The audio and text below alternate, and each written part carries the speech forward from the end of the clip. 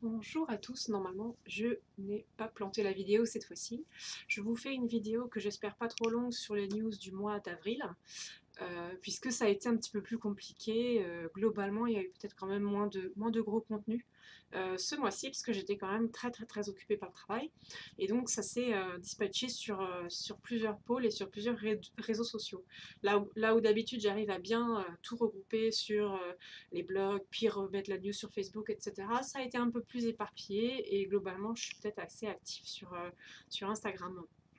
Mais c'est difficile à résumer. Alors ce mois-ci j'ai occupé à peu près euh, un pôle en majorité qui est le pôle création, pour ça que j'ai mis ça au centre. Et donc comme évidemment j'ai pas grand chose à présenter, j'ai mis autour de moi les pôles qui ont été actifs. Donc il y a eu un petit peu d'activité sur l'antre de Morrigan, il y a eu un petit peu d'activité du côté de sur le seuil, mais c'était plutôt sur la page Facebook, c'était pas tellement sur le site en lui-même. Et puis c'était le mois de la création, puisque c'était le mois du défi du printemps créateur. Donc c'était ça qui était au centre. Alors, quand j'ai pas trop le temps et pas trop l'énergie, ce que j'aime bien faire, c'est de repartager, je vais essayer de pas trop bouger, de repartager, et ça c'est mes petites notes, j'ai été obligée sinon c'était trop le bazar ce mois-ci, de repartager ce que d'autres personnes ont réussi à prendre le temps d'exprimer et d'analyser, avec lequel je suis plus ou moins d'accord, je suis pas obligée d'être entièrement d'accord, mais au moins qui traite d'un sujet qui moi m'intéresse à ce moment-là. Du coup, ça s'est exporté dans pas mal des domaines là. Sur le pôle plutôt polythéiste, sur le pôle de la voix des dieux, j'ai fait deux partages à deux endroits différents sur la sorcière, mais qui n'étaient pas les mêmes partages. Alors on va essayer d'éviter de faire tomber ça. Mais ils étaient tous les deux sur la sorcière. Sur Facebook, le groupe La Voix des Dieux, qui en fait regroupe toutes mes actualités des différents blogs, euh, j'ai posté quelque chose sur La sorcière tue la planète. C'est un article qui a plein de titres et hyper contestables. Il y a plein de trucs avec lesquels j'ai été assez exaspérée dans l'article, mais il y avait quand même des points très intéressants. Donc plutôt que de jeter cet article à la poubelle, je l'ai partagé pour qu'on y réfléchisse tous ensemble, parce que ça parlerait peut-être à d'autres gens. Et j'ai été ravie de voir que quelqu'un a pris le temps de vraiment développer son avis, et on a pu en débattre un petit peu sous l'article. Et donc celui-ci, pour une raison qui m'échappe, probablement le temps. Je ne l'ai pas repartagé sur le blog La Voix des Dieux, il est uniquement sur le groupe de discussion Facebook. Sur le blog, par contre, j'ai partagé un autre article que j'ai trouvé très important, qui est un article sur la mode de la sorcière qui a lieu actuellement. Pourquoi c'est problématique? Évidemment, il y a du bien et du moins bien dans chaque chose, on ne peut pas tout voir en noir et blanc, ce serait trop facile si le monde fonctionnait comme ça. Et du coup, ça c'est quelque chose avec lequel j'avais eu énormément de problèmes. Euh, et du coup, j'arrive pas à me rappeler si j'ai eu des réactions un petit peu frileuses et un petit peu exaspérées sur Internet ou pas. En tout cas, je savais qu'intérieurement, c'était le cas. Et j'avais pas le temps, par contre, de bien développer point par point pourquoi ça n'allait pas et de le rendre logique et verbaliser pour quelqu'un d'autre. Donc, quand je suis tombée sur donc soit un article, soit un podcast de Carlotta, qui est une personne très connue sur Instagram et sur les réseaux sociaux, apparemment, moi je découvrais complètement. Euh, Elle a vraiment bien analysé ça. Et du coup, j'ai posté son lien original qu'il faut aller voir. Et j'ai posté une petite série, comme d'habitude, de synthèse, de posts, de puces, pardon, où j'ai expliqué quels étaient les points qui, moi, me parlaient le plus et correspondaient le plus à ma façon de penser. Quelles sont les choses auxquelles j'adhère. Enfin, quelles sont les choses pour lesquelles notre pensée est identique. Ça, c'est sur le blog La Voix des Dieux. Euh, Ensuite, sur le milieu des cartes, ça a été beaucoup plus de côté ce mois-ci. Je suppose parce que ça me demandait beaucoup plus d'énergie que le reste, quand je dois vraiment pratiquer dans profondeur et publier, rédiger. C'est passé pas mal à la trappe. Mais du coup, par contre, pour la même raison, j'ai trouvé des super contenus à droite et à gauche et je me suis empressée de les partager. Au tout début du mois, je crois, on a eu de nouveau le débat sur la création de contenu, le temps que ça prend, qu'est-ce que ça coûte. Et c'est passé par Instagram. Donc il y a eu une personne, je crois que c'est Lisbeth Nemandi, que je connaissais pas très bien, qui a fait un hashtag PayTaWitch. Et du coup, on a redébattu tous avec ce hashtag, puis en se mettant les stories, des stories sur Instagram pour quel était ce fameux débat. Donc je pense qu'on peut retrouver ses stories à elle sur son Instagram, Lisbeth Mendy, et moi j'ai dû le taguer dans une de mes catégories de stories permanentes, tout en rajoutant l'article que moi j'avais publié déjà, déjà au moins un mois avant, peut-être même deux, je sais plus, sur la difficulté de créer du contenu. Mais c'est peut-être même cet automne, quand j'écris des reviews, quand j'écris des longues études, ça représente quoi? 2000 mots, c'est beaucoup plus que 500 mots, etc.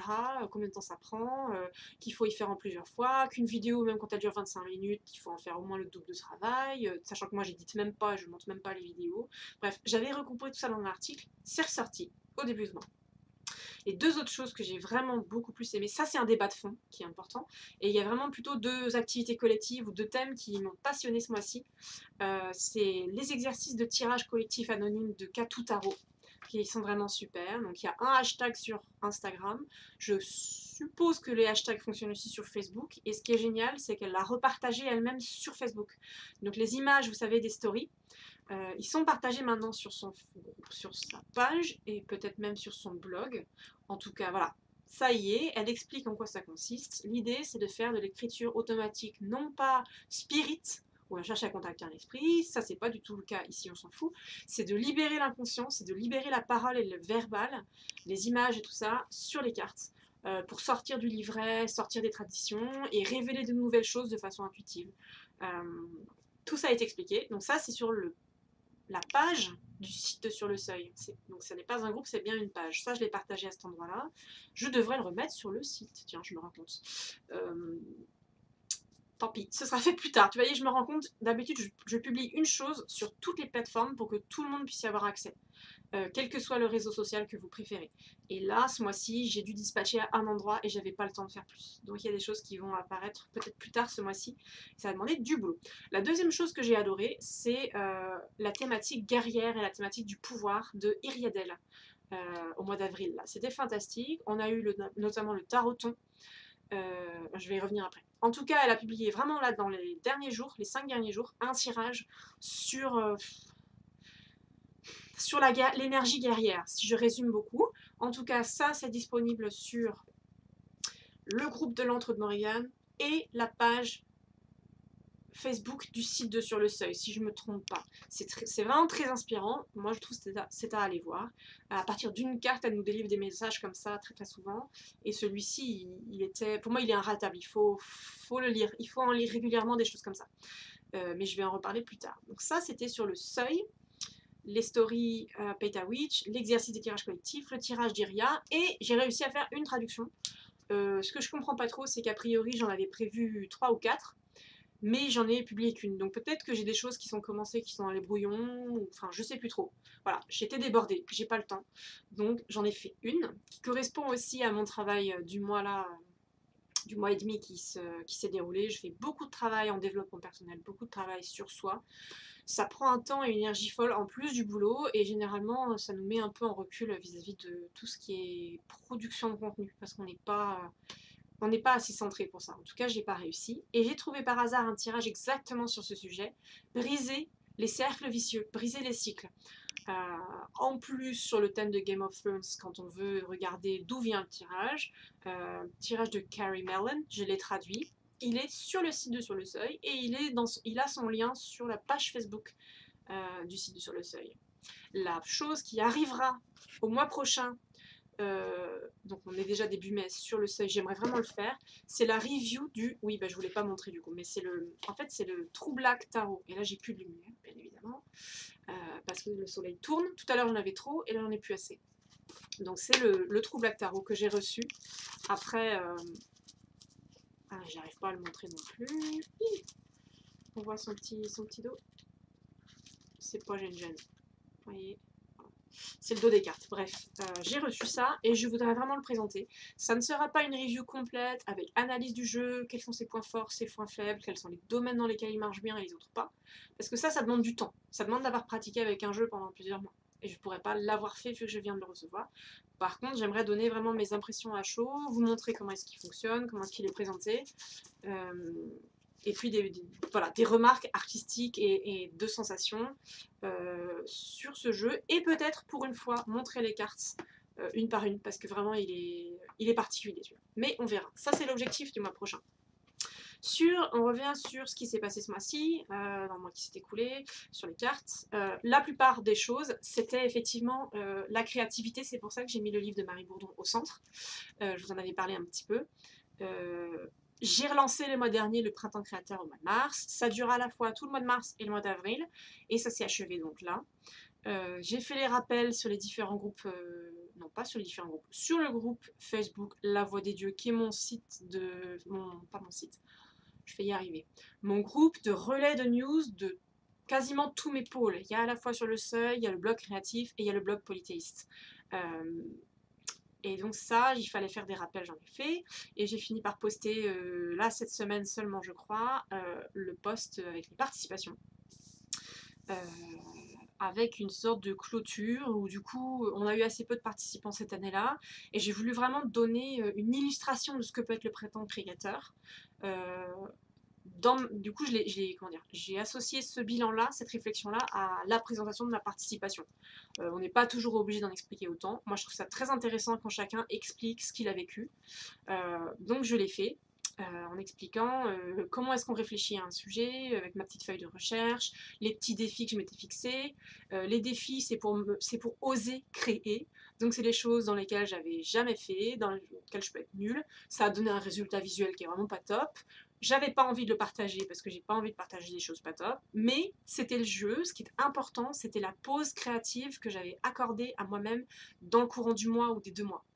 La phase recherche, puis la phase d'exercice, puis la phase de création, même si le résultat final n'est pas très important, puisque ce que nous répètent tous les artistes comme Marie Bourdon, c'est que l'important c'est de faire, c'est d'oser, c'est d'y aller, c'est le processus, c'est pas toujours le résultat, notamment quand on n'a aucune prétention artistique comme moi. Donc voilà, j'ai fait tout un laïus là-dessus en me présentant aussi mon dessin.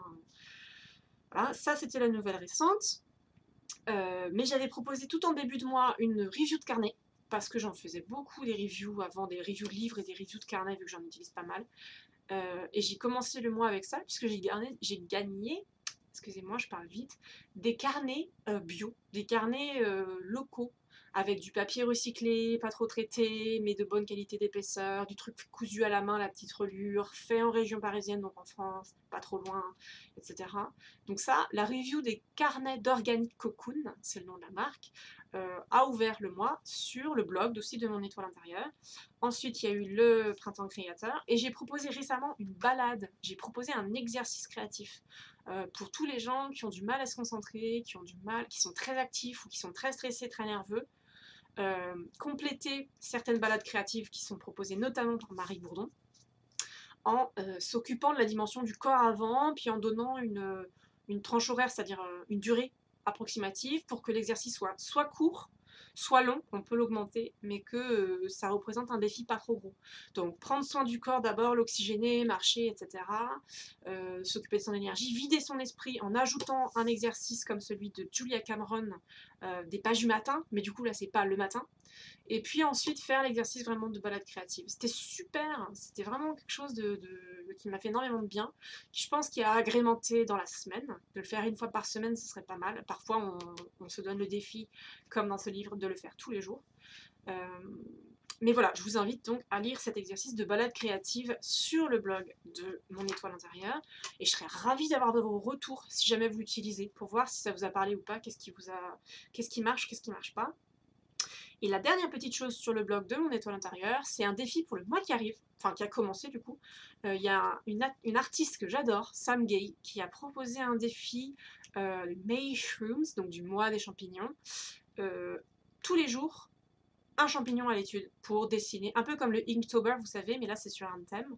Et elle a proposé un petit pitch assez intéressant que j'ai traduit pour les gens qui ne parlent pas anglais, vous pouvez en faire une étude scientifique avec des informations, vous pouvez en faire une étude sketch, donc de croquis, même si ça n'a pas besoin d'être un dessin abouti, ça peut être une peinture, ça peut être de représenter le champignon sous forme de personnage, ça peut être de créer une histoire, ça peut être... Voilà.